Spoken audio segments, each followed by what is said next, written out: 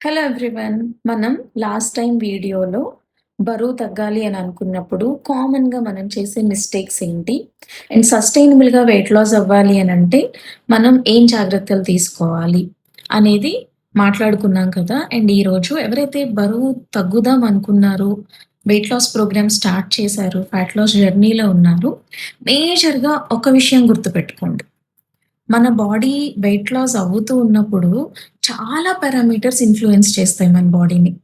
చాలా పారామీటర్స్‌కి ఇన్‌ఫ్లూయెన్స్ అవుతుందనమాట. మేజర్‌గా మనం గుర్తుంచుకోవాల్సిన విషయం ఏంటి అనంటే క్యాలరీ మేనేజ్‌మెంట్. ఈ క్యాలరీ మేనేజ్‌మెంట్ మీదే మన weight loss journey, fat loss journey అనేది కంప్లీట్‌గా డిపెండ్ అయి ఉంటుందనమాట.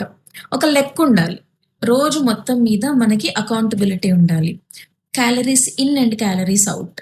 ఈ లెక్క ఎప్పుడైతే మనం ప్రాపర్‌గా బ్యాలెన్స్ చేస్తామో వెయిట్ లాస్ జర్నీ అనేది బావుంటుంది.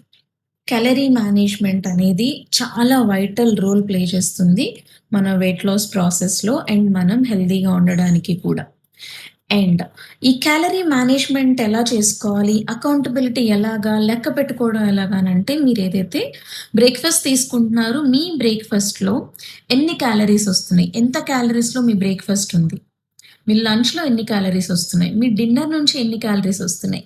ఇవన్నీ మనం లెక్క పెట్టుకోవాలి. అక్కడితో అయిపోయిందా?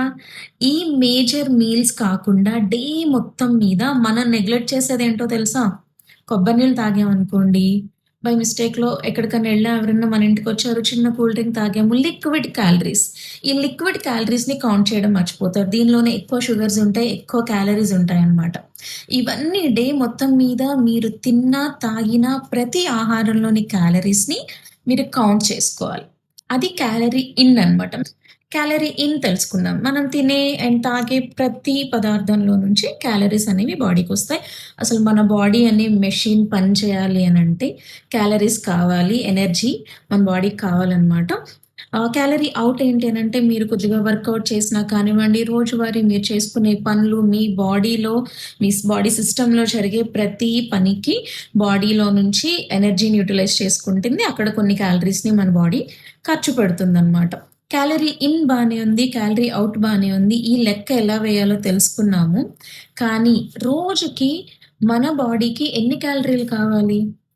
అసలు ఎన్ని క్యాలరీస్ తీసుకుంటే మరి క్యాలరీ మేనేజ్‌మెంట్ చేయగలుగుతాము? ఎన్ని తీసుకోవాలి? ఎన్ని ఖర్చు పెట్టాలి? ఇదెలా తెలుస్తుంది?